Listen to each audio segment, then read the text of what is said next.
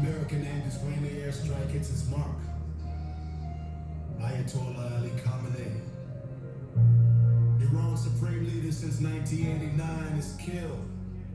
The man survived one assassination attempt back in 1981. It cost him the use of his right arm.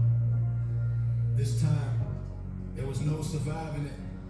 And that single strike didn't just end a life, it lit a fuse that's still burning right now in the summer of 20. This is the record.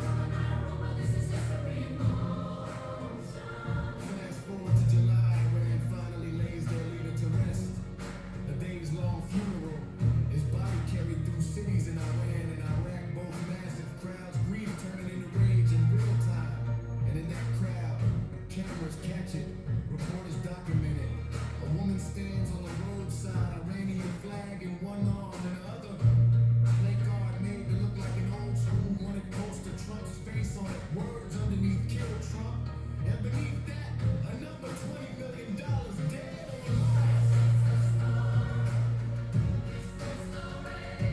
This is the record. $20 million. That's not a threat whispered in the dark. That's a threat held up in broad daylight. She wasn't the only one elsewhere in the crowd. Other play cards, assassination target lists, red crosshairs over faces, Trump's face, a senator's face, a commentator's face, an investor's face. The message on them: sooner or later your heads will roll. Somewhere else in that same funeral, mourners hang an effigy of the President of the United States. This is Iran mourning a leader and promising revenge in the same breath. Now here's where the story turns. Khamenei's son, Mostabal, steps into his father's place. He hasn't shown his face in public since the strike that killed his father, but his words showed up online July 10th. The post: "This vengeance is what our nation is demanding, and this must definitely be done." No hiding what that means. A son inherits a title. A son inherits a war.